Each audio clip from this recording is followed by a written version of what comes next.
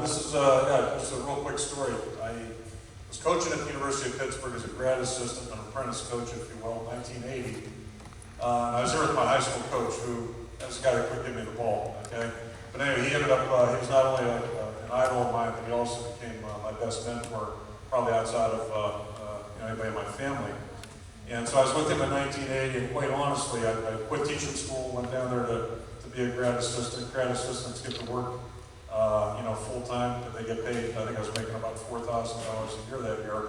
I had a 2-year contract with my wife. She had a good job, a sales job. So the deal was that I would stay in Pittsburgh for 2 years. She'd support me. My salary paid the rent in an apartment for about $200, I think it was. And then we tried to get a job. If not, then I was going to go back to high school coaching and teaching, which I loved anyway. So, long story short, I came out here after the first year to interview in June. And my intention was, I knew I had to go get a job the next winter. So my only real motivation to come out here was to practice interviewing. So when I had to get a job the following winter, at least I'd have some idea what to do in an interview. And I knew nothing about Iowa. I'd come out here as a little kid. I had a great uncle in West Burlington. I came out here and broke my arm. It's the only broken bone I've had in my life. Outside of that, I didn't know much about it. And then we did a little research. This is before the internet.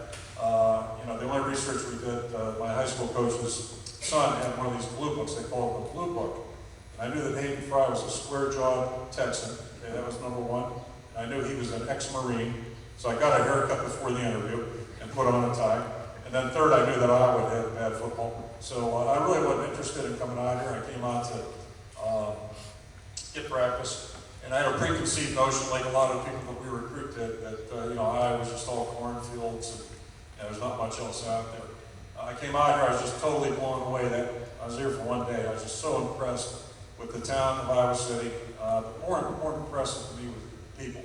The people just jumped out at me, and it's been that way now. And I've heard a lot of people tell the same story that have come from outside our state borders. But the people here were just outstanding.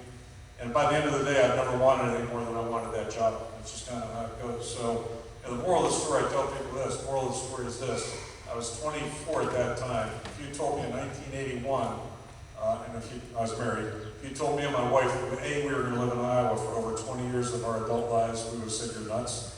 And if you'd said that we were going to raise 5 children, we would have said you're crazy on that one too. So never say never. That's the moral of the story. Just never know where doors are going to open, and we've actually loved it here.